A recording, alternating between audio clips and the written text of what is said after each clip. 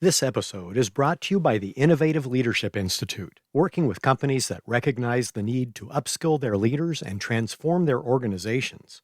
What worked yesterday won't work today, and what works today won't work tomorrow. We help executive teams prepare for accelerated uncertainty by creating the foresight needed to stay competitive, elevating leaders to succeed, and transforming organizations to become future-ready. If you'd like to discuss how we can help prepare your organization for tomorrow, please visit innovativeleadership.com and click Contact Us.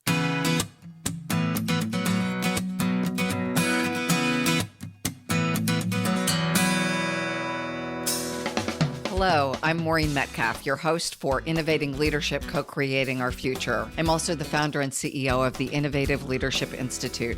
I am delighted to welcome three experts sharing their insights on navigating complexity and learning with agility: Jim Ritchie-Dunham, Suzie Lewis, and David Dinwoodie. Thank you for joining us. Give us just a little bit of your backgrounds before we jump into the topic of keys to the future of work. Thank you, Maureen. I'm Jim Ritchie-Dunham. I live in Western Massachusetts, about an hour and a half from Boston. I run a thing called the Institute for Strategic Clarity, and I am a faculty member. I'm at Boston College teaching the business school, work with Harvard's School of Public Health in the Center for Work Health and Wellbeing, and very pleased to hand off to somebody who I met a long time ago in graduate school in Barcelona, where he still lives, David Dinwoodie. Thanks, Jim. Yeah, my name is David Dinwoodie, coming in from Barcelona, where we met here at graduate school, and I'm still here many, many years later in Barcelona. And similar to Jim, I work in the strategy and the leadership area. So I do work as a research collaborator with the Institute for Strategic Clarity and with the Center for Creative Leadership as a senior faculty member there.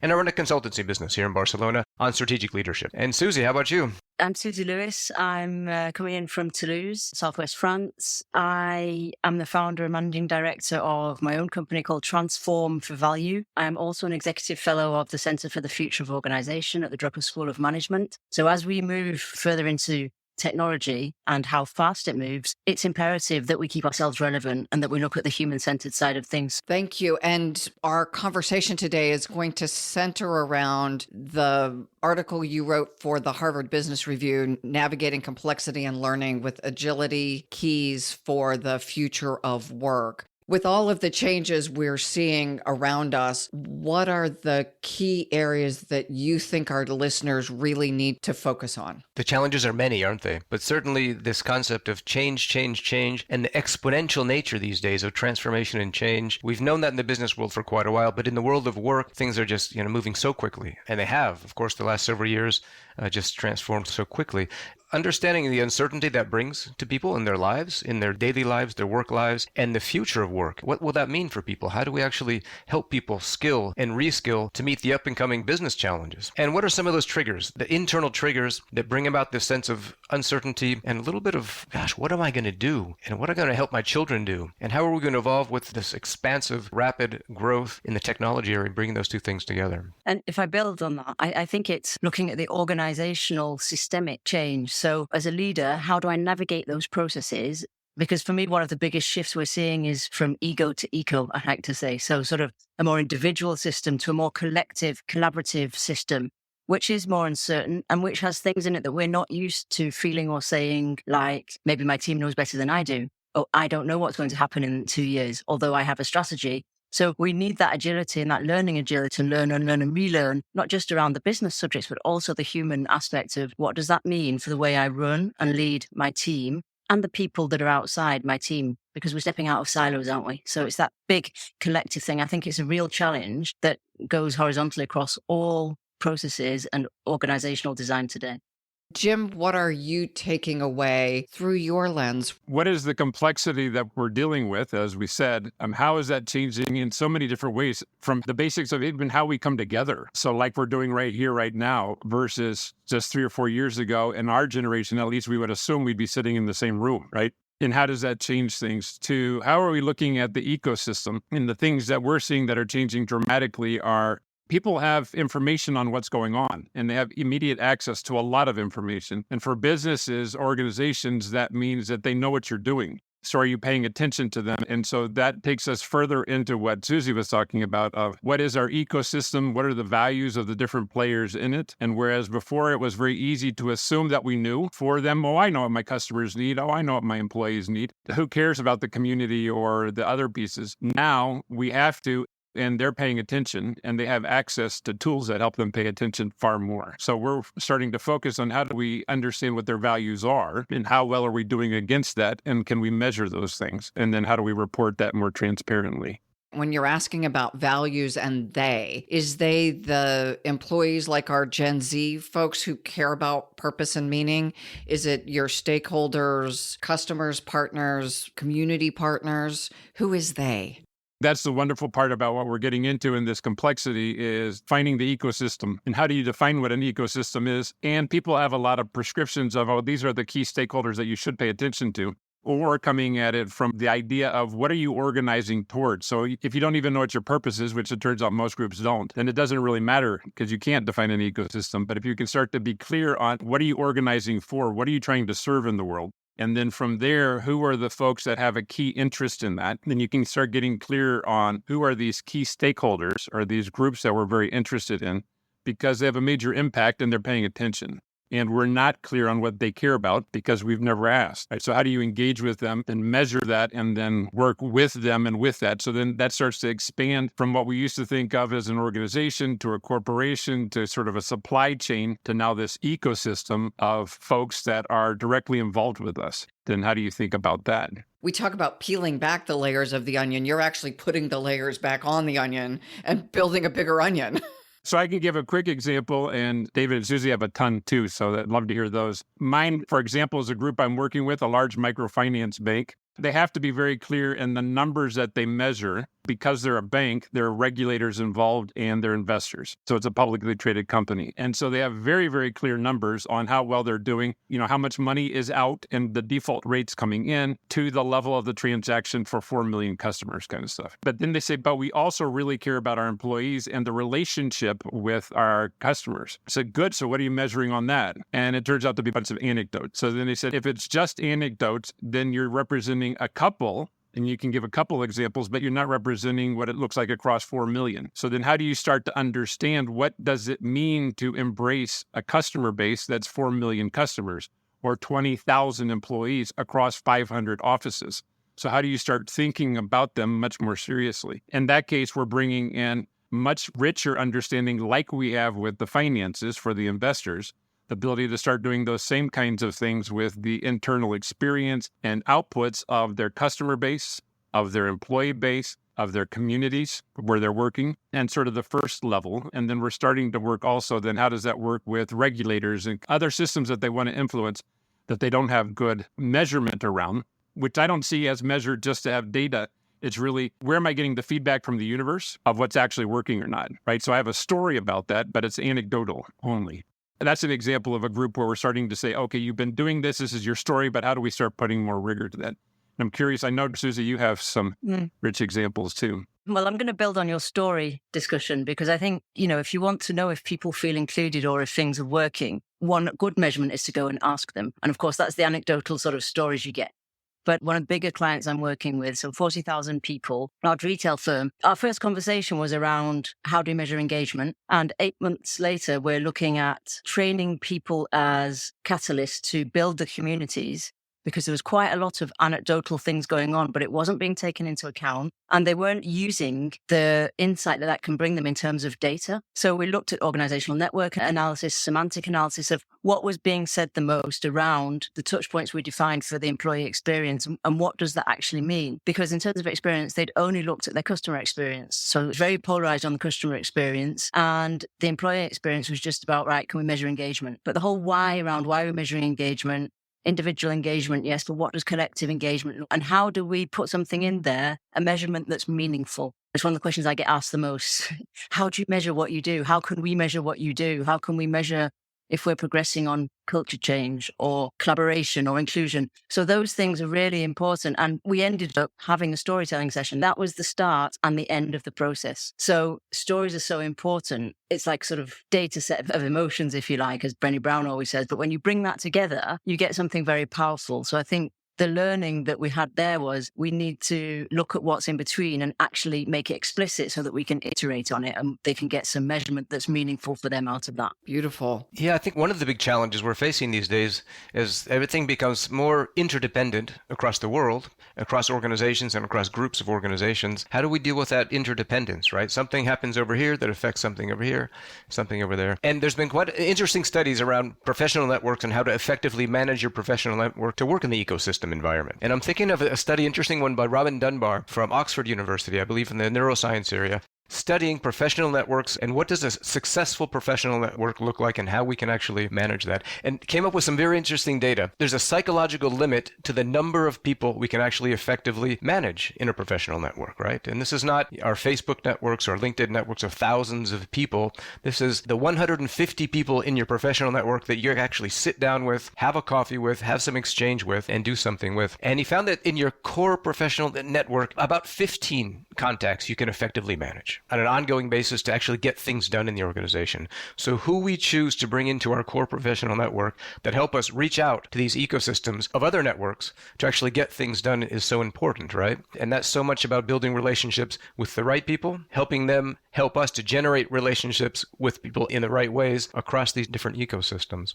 It's interesting because this seems very new to us these days, but I go back many, many years to one of my first management positions. So I was hired in Spain by Juan de Urquilla. Juan de Urquilla was the corporate finance guru at the time in Spain. And I thought, I'm going to work with Juan de Urquilla to learn corporate finance. On the first day of the job, he brings me in and he says, David, I'm so happy you've joined the company because you know so much about finance and I know nothing about finance. But I will teach you something more important than corporate finance. I will teach you how to be successful in your career. And this, David, is all about knowing the right people to get the right things done. It's about working through other people, learning what makes them tick, understanding them at the psychological level, at the cognitive level, at the personal level, making sure you know the right people who know the right people and working through them to get things done. And I think this just becomes more and more relevant, right? And making sure that we really do understand, are we connecting? Do we know those people in the networks who are at the core of the network that can help us get things done? Those people that can help bridge between different ecosystems and they can help get things done.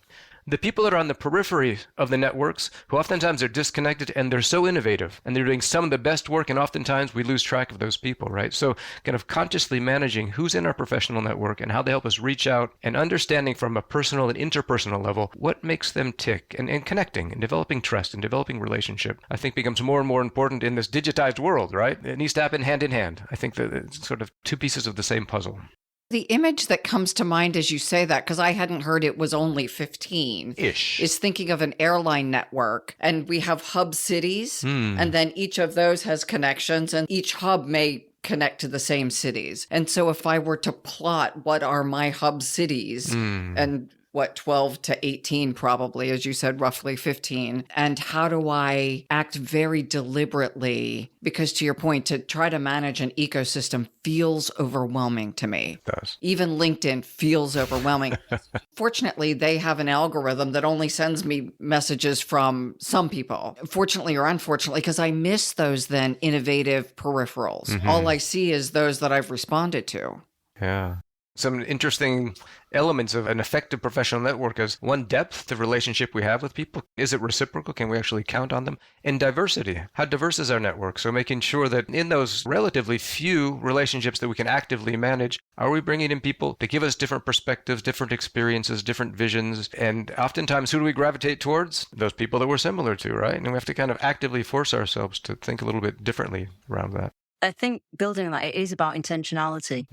It's about understanding how I think, my mental model, and then understanding how other people think and work, because only then can I take enough distance from the bias, which is confirmation bias or affinity bias. The biases everybody has, because we all have a brain, so we all have bias, and looking at how you can build systems differently. Because if I come back to what I was saying around operationalizing it within the organizational system, relationships are the currency of systems, I agree. So what does that mean for the way you work in your team and how you create internal ecosystems, what I like to call team of teams, as opposed to silos or departments? So how do I use that network and build the relationships enough for me to be able to navigate the complexity of the organizational system? Because often now you're getting communities on top of organizational design, which is natural. It's a shift.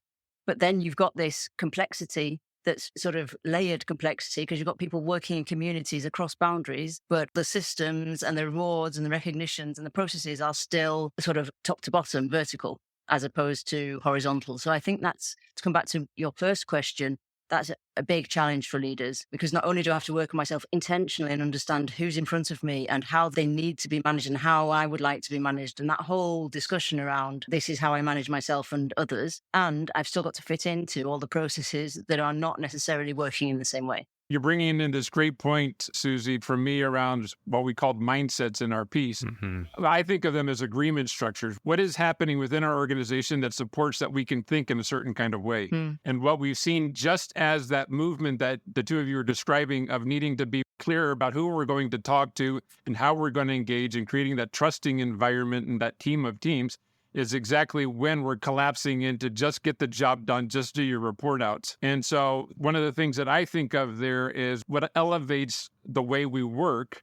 What are those structures, processes that we put in place to elevate, to say curiosity is also important. And so how are we going to maintain what was implicit in what the three of you are saying of, and you got to be curious about the other human being. Now, that doesn't mean everybody, because then we're not on target, we're not on purpose, right? So then how do we define what we're orienting towards? And then who's critical to this? And let's be curious about what each other thinks.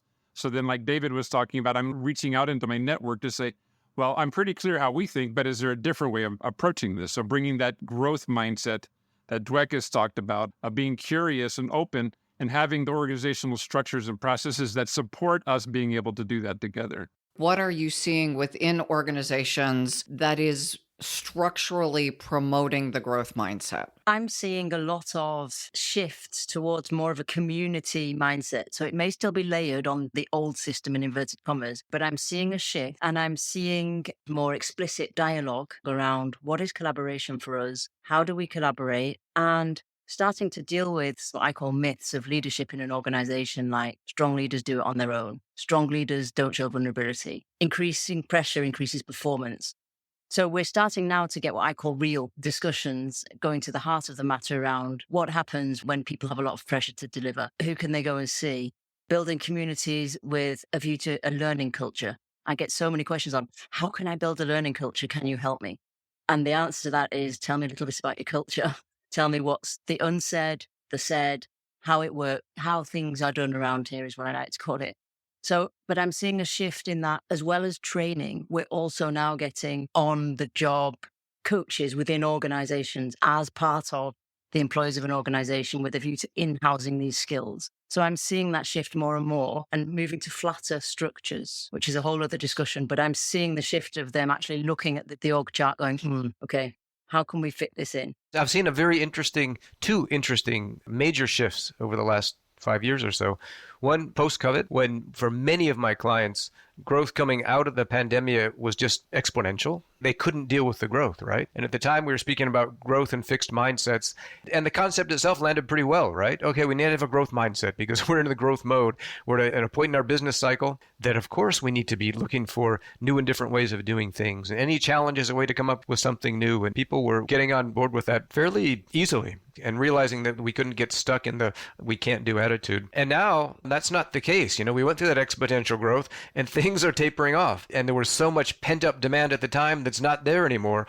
And so I'm seeing a major shift now of going more into consolidation mode from a strategy perspective and hearing from people that not long ago, it was all about, all right, how do we grow the business? Now, we can't possibly do this. We can't possibly continue to deliver. No, we can't meet those challenges. And we're starting to say, all right, stop. Let's go back to the growth mindset. What needs to happen so that this can happen? And being, forced into practicing the growth mindset as opposed to speaking about the growth mindset. What I'm seeing from a structural perspective is, of course, now it's about doing the same or more with less. It's about finding new and innovative ways of doing things. And we're seeing who really did adopt that growth mindset and who's still struggling with it. And I do see leaders much more prepared these days to take the time to understand the fears that are coming up for people and give them a bit of time to go through the process of realizing we do need to innovate in new and different ways these days. But I think the market's kind of driving us towards living this as opposed to speaking about it. David, there was something that I think you were working on around agile teams, right? So thinking about how teams can be in a more rapid learning process. And And what were some of those capacities that they needed to be able to work better, asking questions, going and trying something, and getting the feedback and adjusting? Yeah, so actually I learned a lot from Suzie about this, the whole design thinking mindset, and maybe I'll throw that over to Suzie to help people thinking out of the box, doing rapid prototyping, coming up with those minimum viable products. But Susie's the real expert in that area, so I'm going to throw it over to you, Suzie. I use design thinking a lot and the cognitive processes behind design thinking to spark exactly what we're talking about, a different space for people and a different way of thinking, because it's right, we're being pushed and business is being pushed into that space because competitive advantage and competition is getting more and more complicated and complex. Agile teams, my starting point is always the agile mindset. So if I take Robert Keegan's work around, technical challenges and adaptive challenges, we are now in the world of adaptive challenges, which is what managing complexity is about. So agile teams is around understanding what collaboration means for them, getting them to look at different processes and trying it out. So divergence of ideas, convergence of ideas, and a prototypable solution. And it doesn't matter if it's not the final solution, and it doesn't matter if it's not perfect. That's what we're testing. And of course, if you diverge ideas like that, you can go and get the outlier voices from the edges of the systems or the team or the community, which is, as we've already said, where a lot of different ideas lie. So it's about really bringing all ideas to the table. And that sounds simple. And it is simple if I put it on a piece of paper, but it's quite hard to enact because organizational culture is what it is and people are not at the same level of maturity. So that discussion of what model would work for you, that's the big thing. And sprinting on a minimum viable environment. What's the benefits? Which resources do you need? What would be your first action? What measure are you going to take? Say, yes, this MVE is viable and we will build on that. So this type of process is slower mentally than just delivering. And that's different from what they're used to. And Suzie, you were just implying that we have to also be thinking about the culture that does that, right? Because that could very easily become very you go do. Yeah. And bring back, and I'll understand that, but what you're pointing at is that psychological safety, the go experiment, the try, the curiosity, respect, all that technical sounding stuff works best when the culture, the psychological, sociological culture is there also. So maybe you could say a little bit more about that. Absolutely. And it reminds me of an anecdote of a client I had where we were discussing the transformation strategy and the human dimension of the transformation strategy. And he said, I'm really bought into this. Come and tell me when it's finished. Okay. Anecdotally, it's interesting to see just how removed he felt from that. Yeah. Because I think to come back to, psychological safety also needs to be role modeled from the top if it's going to be a cultural shift. So it's so important that people feel that they can bring their whole selves to work, their best ideas without fear of reprisal, and that permission is given in the group, whether it's a team or a board or an excom or a community. If you look at the 4 stages from Timothy Clark, that they have that safety to be included, that safety to learn, because everybody has a need to learn and grow, that safety to contribute. So I can put my ideas on the table. My team will step back so that I can do that. And to challenge, my team will also step back so that I can challenge the status quo. So I think that's really important. And it's not just on a PowerPoint slide, because often I see it on a slide. Mm-hmm. So this is where I'm back to operationalization. And the design thinking methods and things like that can create a different environment quite quickly. I think the question then is, how do you plug that back into the existing culture? I always find it interesting what Amy Edmondson says around psychological safety. One of the things she encourages as we're trying to build psychological safety in our teams is to admit our own fallibility, right? She says to model this and say, I make mistakes. I don't know everything, and let people see that and give this sense of comfort, right? That we all are here to contribute. We are always going to get it right, and oftentimes we won't get it right, and that's okay. And, the sense of actually me modeling psychological safety by admitting this fallibility and giving some examples, right, of when I actually make mistakes, and that permission sort of gives the permission to people to speak up as opposed to the fear of if I speak up, I'm going to be seen as being unintelligent or not connected or not smart enough, right? So that's, I think, one of those interesting tips that we can take on board as leaders. It comes back to a lot of what I learned studying with Jim is the agreements we've made. And it seems like whether we consciously or unconsciously made them during the pandemic because we were on Zooms from home, you saw dogs and cats and kids, and some people saw things they didn't want to see. But we had a level of authenticity and transparency that entered into our agreement collective. It seems like even though we may be working in the office, we've crossed an invisible line that we expect a level of transparency and authenticity. We expect our humans to be more human. Our machines are saying they love us. Our humans have to be human. That's the differentiator. One of the things that we're starting to work on is how consistent are we at doing that across the organization? We know people know how to copy paste what they've heard. They said, oh yeah, we're a learning organization. Yeah, sure, we do Agile.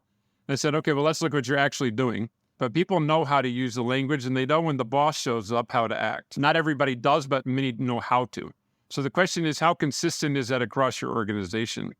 And that's where we're starting to use some of these ideas of measurement, both the subjective inner experience that people are having, as well as the objective data that we can get from their activities, their outputs, and starting to see how consistent are we across the organization. Now, here I give 3 quick examples, because you could say, well, that's really for big organizations. But, we were working with a textile mill, which I've written a lot about, and there was a couple hundred of employees.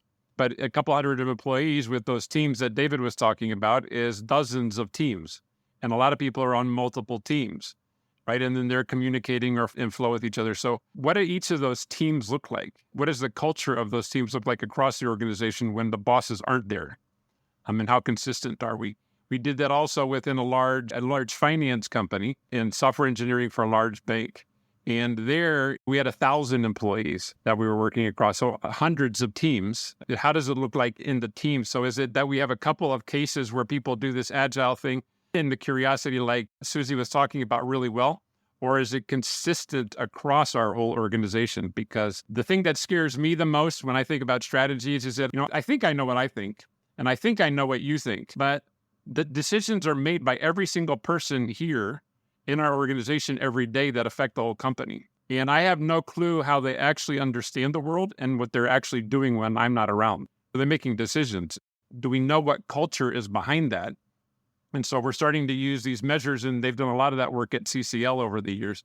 What are the kinds of things that we want to measure about individuals and teams to know what experience they're actually having and that they'll give us credible data, and that we can start to match that with outputs and outcomes, right? To start saying, look, when in your organization people do what you're talking about in the C-suite well, like the stuff that we've been talking about, then you get these kinds of results. And when they don't, then they don't. And do you have a way of knowing what's happening throughout your organization, not just in the couple of pockets that you happen to know about? Just building on that, Jim. So at the Center for Creative Leadership, we've done many studies in that area. But one that comes to mind for me, a study called Leadership Across Differences. We're looking at organizations around the world, going through internationalization processes and sort of going through globalization process, looking for the superior performers and the underperformers, and what are some of the lessons that we learned there. And a lot of those topics are coming up right now.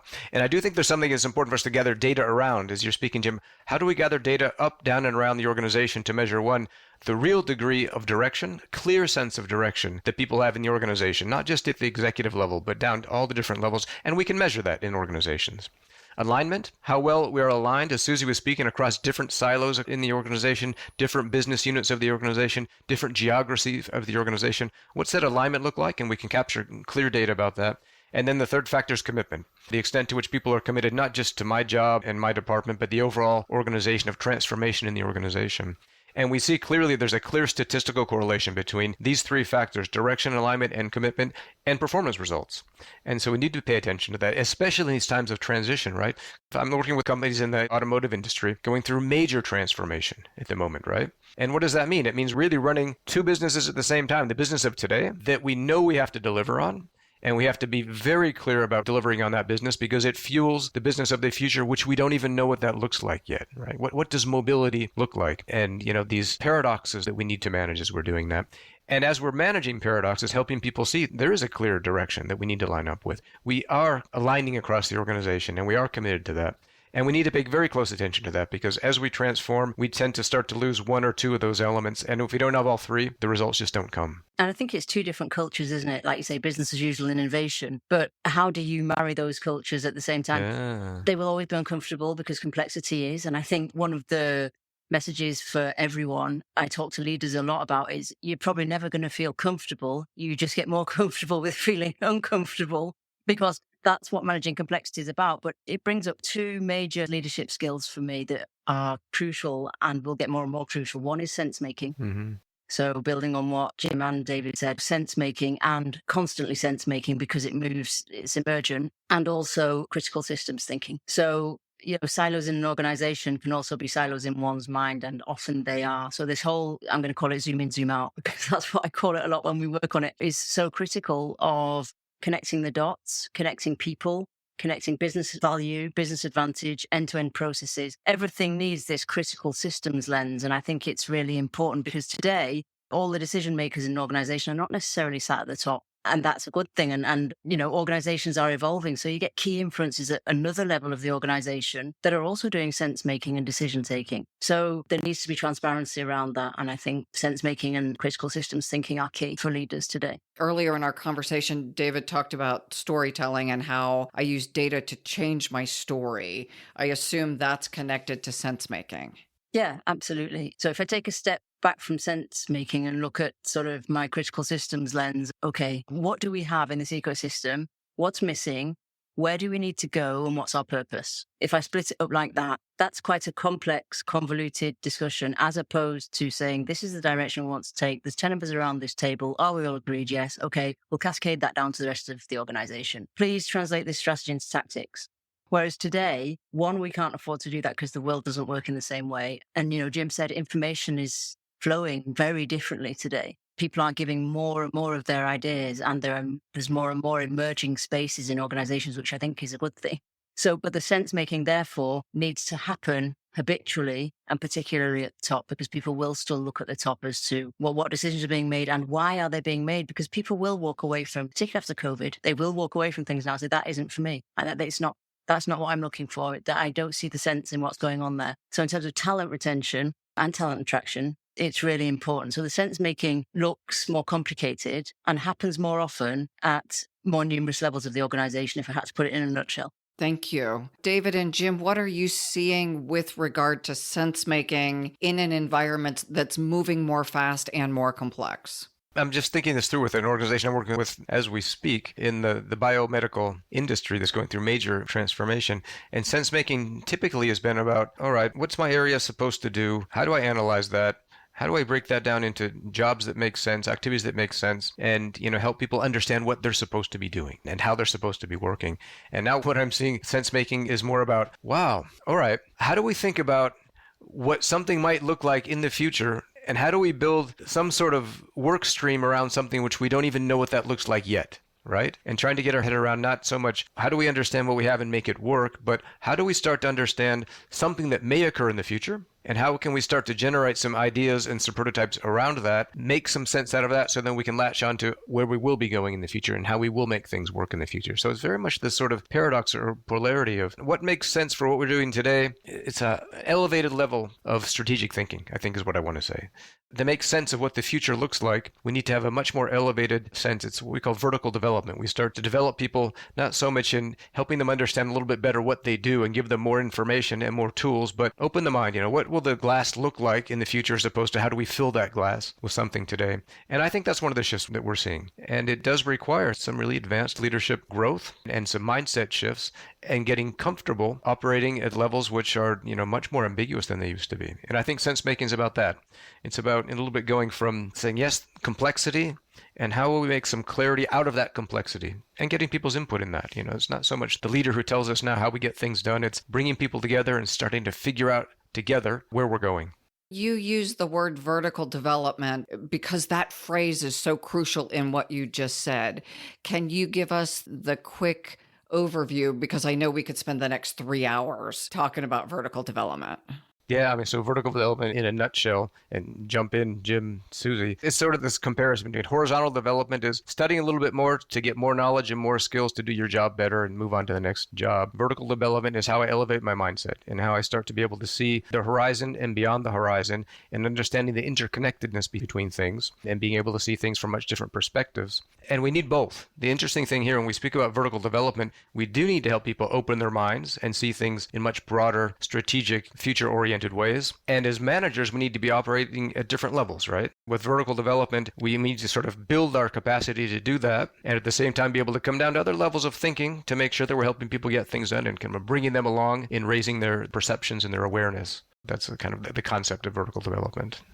Jim, would you talk about the paper about how you integrate both people who are vertically developed with people who are horizontally developed into teams? There are a limited number of people who are highly vertically developed. There are also a limited number of people who are strongly horizontally developed in their field. So how do we curate the teams to ensure that we have all of the experience we need in the room and come out with a strong outcome? Yeah, you're referring to a piece that we did a few years ago, thinking about if we know what our purpose is and people are connected to our purpose, then who do we need to have in the room to be able to help us work towards that? So I think of that as what are the required voices in this room or perspectives? And how do we as a group start to listen to that? And a very simple example for me that I was actually in was we were trying to decide within a textile mill whether we could make money selling this sock. And I said, good. So then who do we need to have in that conversation? And working through that, we said, well, we need to know how much it's going to cost. So we need to have the guy that's designing it, and it's a new product, so he'll have to sort of play with scenarios. Then we have to have the person who's going to sell it so that they know what we could get for that out in the marketplace. And then we have to have the accountant who can help us understand, can we make a profit with those costs and those revenues and everything else that's happening? So the point is, if we don't have those three perspectives in the room, then we're not having a conversation. And if the marketing person comes and says, well, I'll tell you what the accountant would said, wrong answer, because that's why you're not the accountant. And maybe you do understand those things, but not in this context, not today. And the accountant could say, well, this is what I think we could sell, but you're not the one in touch with the sales and the customers. So we have to have all three perspectives. So likewise, when we think about what we call co-hosting is not only the horizontal knowledge, which is obviously critical that I just mentioned, but we can also start to look at vertical development of people who are able to see levels of subtlety and wholeness within the system that people who might be more technically competent but didn't have that couldn't, as an example. And so inviting into the room and being clear, it's helpful when we have people that are at higher stages of vertical development. But it's also helpful when we have people who are here because of their technical knowledge, because they've spent a lot of time in this area. Or they're people that the process works far better when they're here. They're very good at process kinds of things. And then we also had, in that work, we're talking about states of awareness in addition to stages of development. There are people who are just very capable at understanding the subtle things that are happening in the room, whether it's their technical competence or not. But they're like, oh, wait a second, you just did that eyebrow furrow thing. Or I could feel that something shifted in you. And others of us are working at a much more gross level. So bringing in people who can work at those different states of awareness, as well as those stages, the vertical development stages, as well as, how much knowledge do you have about this area that we're working in? And bringing in all of them, we also had what we mentioned a little earlier ago, that curiosity or mindfulness. How open are we to noticing new things? So I'm not stuck in that stable mindset or static mindset, rather looking for, well, what did you just say that changed? Or is that new or different? So anyway, so we had started to look at vertical development as a key benefit that you could bring in, but not required of everybody, but a definite benefit that you could build in so that you could go to that person in the conversation and say, well, once you heard those three perspectives of the accountant, the marketer, and the developer, what do you see we're missing? And what did you feel was going on? So we could bring some of those other perspectives as well. I'm thinking about how do we build those into an org structure where we started earlier, like you're our chief highly developed person in the organization. Like there's no job title for that. It does take a little bit of rethinking. Well, it does, but this is where that measurement stuff I think has come really handy. So where we've been doing that of to say, okay, well, when Suzie was talking about earlier, those communications amongst teams, right? That fabric that connects the network. Who are those people and what are they bringing to the game? So are they there because they have very senior titles? Are they there because they have very senior knowledge, a lot of experience in that one area? Or are they there because they're able to invite the space that people will feel very safe in and bring far more of their wisdom in? And what we started to discover just through applying some of these simple measurement systems, I say simple, but robust measurement systems, is to say, wait a second, we have in 3 of these key liaisons between groups, So one group that's like looking at operations and costing versus marketing across the whole organization. The person that was there was actually the person the lowest on the vertical development. And that person was there because they had the most senior title in the group and they wanted to be the liaison. But they were the one who invited the least of curiosity and this ability to see in others what they needed to contribute. Whereas there was a more junior person that was in both of those groups who was really good at saying, wait a second, David, you have something to contribute here. Now, wait a second, Suzie, we need to bring in this part. So they could orchestrate that from a higher vertical development perspective. David? No, it's interesting because we oftentimes talk about the orchestrators, right? Those people that have had the opportunity to develop themselves vertically, become the orchestrators. And one thing the research has shown us very clearly at CCL is how to develop vertical development. And a large part of that is around what we call heat experiences. Having a heat experience, taking the knowledge that you've built already, your studies, your experience, and being thrown into something which throws you so far out of your comfort zone that you have to operate at a different level. I think of the first time I was sent after having studied corporate finance and worked in corporate finance, and the first time I was sent to Peru to negotiate my first large merger and acquisition deal and corporate finance package. Totally out of my comfort zone, right? I knew the theory, but I hadn't actually done that on my own. And all of a sudden, being forced to operate eye to eye, go head to head, face to face with people that had a much higher level of thinking and experience than myself, right? And you start to develop that through these heat experiences, being exposed and adopting that growth mindset. Saying, I don't know how I'm going to do this, but I'm going to learn to do this, and I can learn to do anything better, and I'll get there. Little by little, we start to expand that sense of thinking.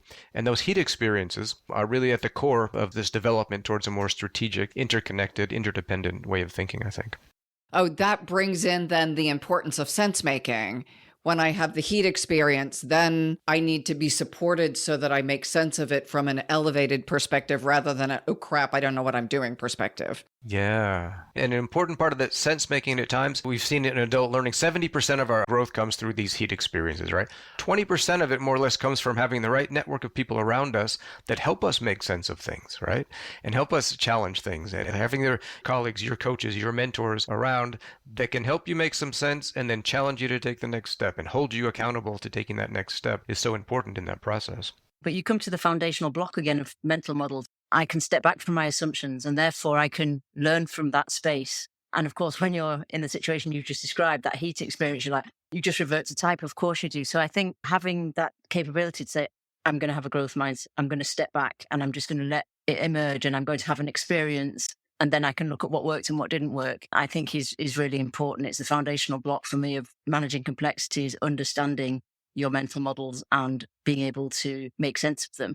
And then you can make sense of what's happening around you. I really like that because one of the things that we have talked about and each of us is doing is that assessment piece, and it's self-assessment and organizational assessment, knowing what that next level looks like as described by practitioners at that next level of content knowledge horizontally, or they've moved from being sort of an apprentice to a fellow craft to a craftsman to an expert or master.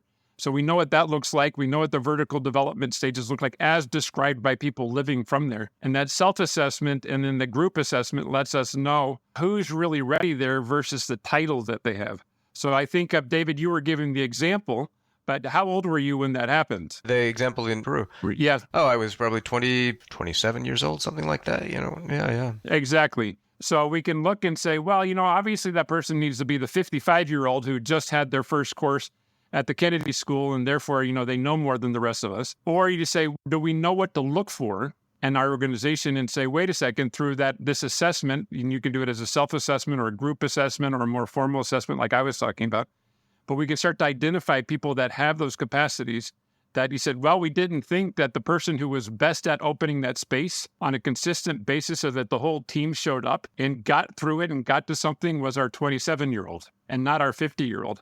And I got called to the carpet on this when I was doing a big exercise down in Guatemala quite a few years ago with CARE. We had done a whole strategy thing with multiple stakeholders, so 20-something stakeholders from across society in a very difficult context. So the guerrillas versus the army versus the president's office versus the medical, all that kind of stuff. And we'd come up with this story for how to alleviate poverty from their perspective in their country in Guatemala. And so we were getting ready to take it out into the field and go visit a bunch of the internal parts of this, they call it the interior of the country, different offices. And so we were practicing storytelling. How are you going to tell this story and invite people into it? And at break, this very young person came to me and said, why'd you only pick the bosses? I said, that's a really great question. He said, because these are the people that I've been working with and know, and that I've seen, because I know them, I've seen them tell the story. He said, well, I'd like to try. And he was a junior accounting person, and he was there because he was part of staff. And they said, great. Well, we have an opportunity. We've created one of these heat moments, but it's risk-free inside, and us try it. And he was fantastic. I mean, there's no way hierarchically we would have ever known he existed, but he had a self-awareness to say. And so he ended up being one of our key presenters as we went around the interior presenting all over the country and inviting folks in because he was really good at that. So that's my point, is that through self-assessment techniques of knowing what that next level looks like, we can also start to ask people and find out who within our communities have these capacities or would like to develop them. Because it probably isn't just the people with very senior titles. Definitely not. There's a lot of missed potential in organizations because we're so stuck and rigid on what we're looking for. I think when you do that, it's always a treasure hunt for me. You find so much that you didn't think was there that you just would never have found unless you'd asked the curious question. And I'm seeing that with my students at Boston College right now who, they're low to mid-level managers in big organizations in Boston banks and Amazon and places like that. They have some of these capacities. And when they go into the room now and have a boss or a boss's boss running the meeting who's far less competent than they are, then that leads to turnover problems. I said, I'm not going to put myself up because it's my boss's boss, but I know how to do this far better than they do, and I'm not being asked. And I have less and less tolerance for putting up with that because I know what better looks like. Well, then as we assess and start to understand that playing field, when we see that junior person or people have the capacity beyond what their bosses do, we have the opportunity to then, back to our restructuring and creating interesting teams and interesting opportunities for our junior in title, but more senior in competence, folks to really contribute in ways that are meaningful. And we don't have to destroy the infrastructure that people are comfortable with. Some really interesting things come to mind when you speak about that. We have the infrastructure that we're comfortable with. We've, the organizational charts that we all understand, and we see where people sit. And we recently did an interesting study with an oil and gas company, very large organization, where we took the organizational structure and then a survey went out across the organization. Simple questions. Who do you go to for information and to get things done? Who do you go to? And we did an organizational network analysis about that. And it was fascinating to see, who do people actually go to for information and to get things done? Invariably are not people in senior leadership positions. They're the people that know how to get information, and they know the people to help them get things done. And it's just fascinating. And that's okay. Of course, we need to operate with organizational structures to a certain sense. It kind of helps us understand kind of what things look like. But it's, so much more important when we have important projects on, when we're working on innovation, when we're working on cross-functional type things. I would always think about, all right, not who's the other senior manager I'm going to go to speak to.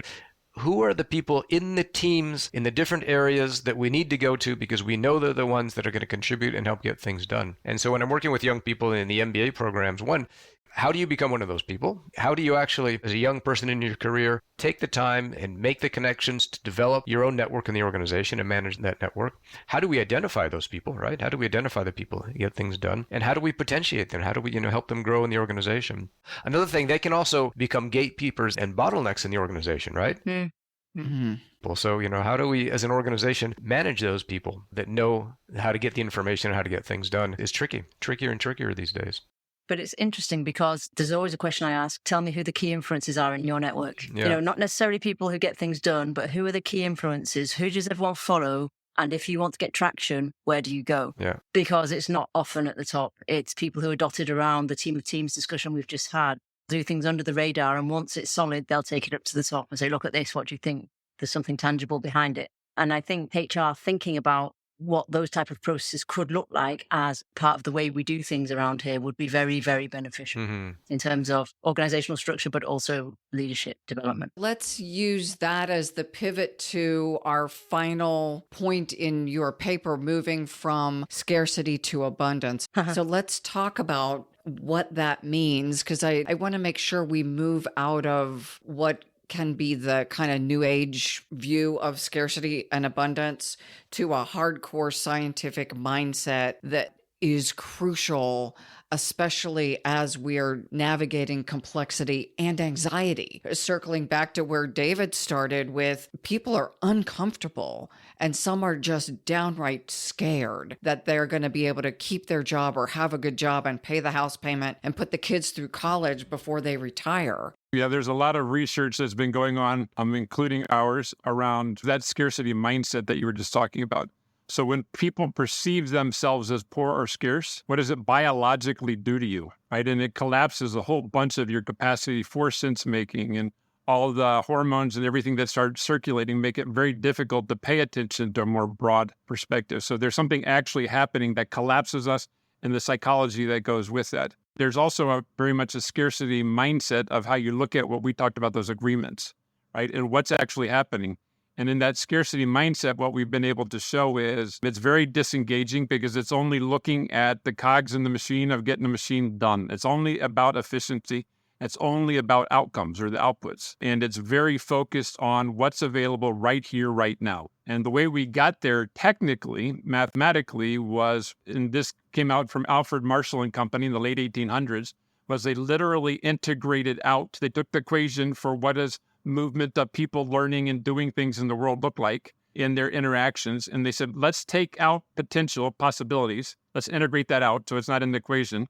And then let's integrate out movement and change over time so we can look at how much is available right here, right now. And we know that as the price quantity curve or supply demand. And that's how they were able to determine how much X of anything, how much of this is here right now. Today we call that an output, right? But he said, if I want to know exactly how much output is right here, right now, I have to get rid of changing over time, and I have to get rid of or integrate out the possibilities and potential. And so the problem becomes is that we know as humans, we're always thinking over time because everything's always changing. And we're always thinking over possibilities because we're thinking and we're seeing things. But we shut all that down in our conversations when what we call scarcity-based, that it's only about the output right now. Now, we can get sophisticated in language, but we're really only focused on output and maybe what you know about output. But we're only bringing your proven capacities from the past, and the output that we can generate right now is all that's in that conversation. And what we're expanding is to say, or you could bring in the changing, the verbing of stuff over time and say, okay, but how is that changing? What are we learning? How are we developing capacities and relationships? How are those shifting? How are you today versus where you were today? But that brings a whole other level of understanding that's very human, but we exclude it from the way we do most of our organizational meetings and measurement systems. And then you could even bring in that other higher level. And what did you see? Because I know Susie's not the same person that she was a month ago last time we talked, because life has happened, right? So then you must be seeing something new. But am I going to shut that out, take it out of the equation, or am I going to let it live within the conversation? And what we've discovered, we've been very fortunate to have a lot of people take our survey looking at this, like 132,000 now across 126 countries, of describing their experience of this and say, what happens when you come from that state, that higher level? And they start describing abundance, meaning that there's infinite human potential. It doesn't mean there's garbage and leftover and waste. It means abundance, and we can be as creative as we want. We can be very innovative because it's all here. And are we going to take advantage of that? Or are we going to collapse all of that out? It's much more engaging when we're in that space versus very disengaging, which we know most of the world is very disengaged. And we know the world is very lonely on a large scale right now versus when they're in that more abundant space. So all of these things that we've talked about, the measurement systems, the structures, the processes, the agile, dealing with that complexity, and whether we're dealing with today's business or tomorrow's business, we still have to be, as you all are describing, the curiosity, that respect, that sense of safety in exploring what we are learning together. So that's what we call moving from that scarcity mindset that takes all of that out of our structures and processes, our mindsets, and the biological effect of that, to more of this abundance perspective of there is human potential. I believe I have human beings with me, not cogs in a machine. You're not a replaceable part. You're a person, right? And what are you bringing today? And what can we sense in that today? And so that mindset is a very dramatic shift and has a major impact on how we engage and interact and flourish as human beings. But Jim, you mentioned flourishing. Can you share a little bit about the Flourishing Initiative? And certainly David and Suzie jump into how you're all contributing to this really important program. Flourishing, the way we're defining that, is whole human well-being. And by that, we mean that you're a physical and mental and social and spiritual being, meaning you have meaning and purpose in life that drives you also. And so can we agree on some way to measure across all of those dimensions, and not just whether you have more money or whether you're just happier or whether you just are more educated, but can we start to pull all of that together? And so we have a measure or set of measures we're using calling flourishing. And the we is the Harvard Human Flourishing Initiative. There are two exciting things that folks can learn more about. One is leadership for flourishing. So how does leadership within organizations influence the flourishing of their ecosystem? And how does flourishing influence the leader themselves? So a lot of these moves that we've talked about, how do they become more flourishing themselves? And how does that influence the flourishing that they can bring in their larger ecosystem, their self, their teams, their organizations, and the larger ecosystems? We're fortunate we just got a book accepted with Oxford University Press is going to publish our book on leadership for flourishing, and we're putting that together. So that's very exciting.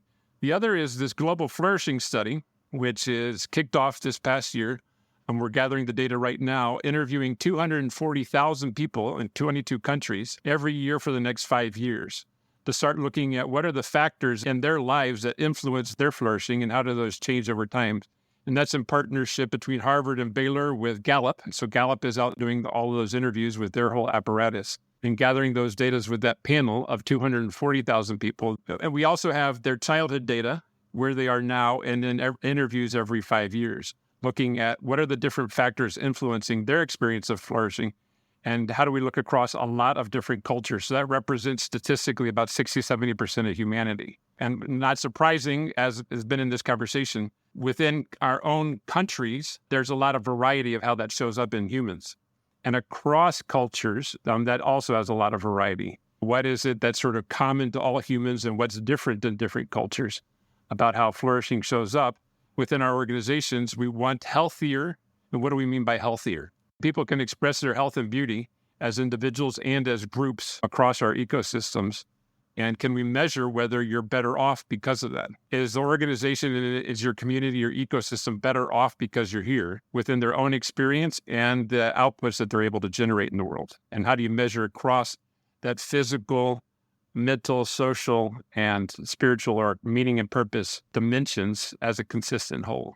So a lot of exciting work is happening around the globe, and those are a couple of the initiatives that we're involved with. And I think it brings us back to the importance of vertical development and the inner game of leadership, because that is what is going to make that shift sustainable for me. So working to thrive as opposed to working to survive.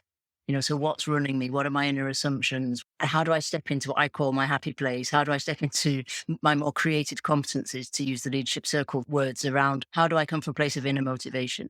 And that feels very different, and the outcomes will be very different. And it'll be really interesting to see those as data sets. But I think just the inner game needs to be an open dialogue in organizations around leadership development. Thank you. You just reminded me. You're welcome.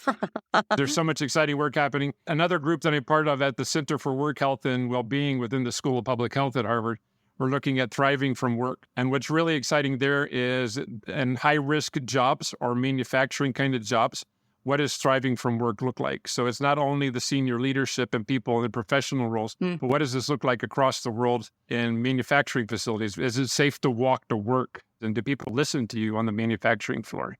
So we're also doing a lot of work on that of what does thriving at work look like? And David, as we're wrapping up, please jump in. I would just say how exciting it is for me as an educator for so many years, having, like many of us, brought in concepts of prosperity and abundance into teachings that we share with people and facilitations with companies, to see the Flourishing Project capturing real data and some data-driven models around this human-centric leadership, which we all know is so important in human-centric management. I'm just so excited to see kind of what's coming out of that and what will be coming out of that. I think that's the thing to keep our eye on in the future, and I think it will resonate with all of us, I think.